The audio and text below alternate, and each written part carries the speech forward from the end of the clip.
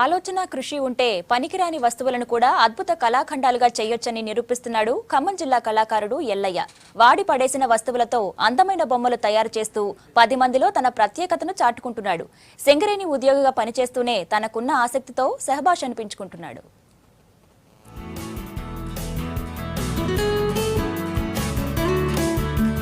విరిగిన సుద్దముక్కలు, కర్రపుల్లలు, రాలిన ఆకులు, పాడైపోయిన థర్మాకోల్ పీసులు ఇలాంటివి చూసిన వెంటనే చాలా మంది చెత్తబుట్టలో పడేస్తారు.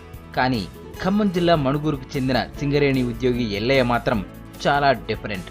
పనికిరాని వస్తువులను అందరిలా డస్ట్బిన్ లో పడేయకుండా మనసుకు హత్తుకునే బొమ్మలుగా మలుస్తున్నారాయన.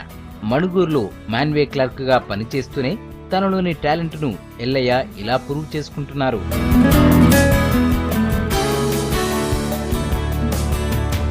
ఎల్లయ్యను అంతా బొమ్మరాత ఎల్లయ్యగా పిలుస్తారు.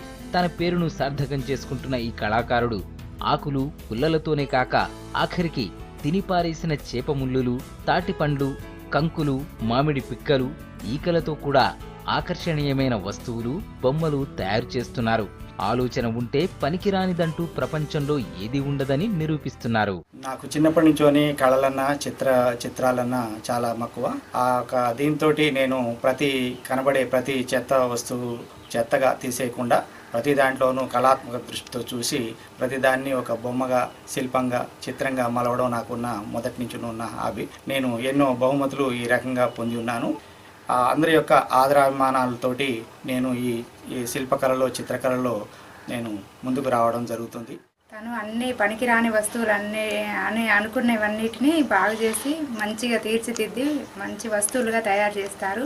టెంకాయలతో కూడా అన్నిటిని తీసుకొచ్చేసి వాటిని బొమ్మలుగా అలంకరించి తీర్చిదిద్దుతారు. ఇప్పుడు డ్యూటీ చేసి వచ్చి కూడా ఒక్క క్షణం ఖాళీగా ఉండకుండా చాలా ఇంట్రెస్ట్గా అన్ని ఏది కూడా పనికిరాదు అనుకుంటామో వాటిని అన్నిటిని చక్కగా తీర్చిదిద్ది బొమ్మలుగా అలంకరించి చూపించుతూ ఉంటారు. నల్లగొండ జిల్లా వర్ధమానుకోటకు చెందిన ఎల్లయ్య 1983లో సింగరేణిలో ఉద్యోగిగా చేరారు. అప్పటికే ఆయనకు బొమ్మల తయారీపై ఆసక్తి ఉండేది.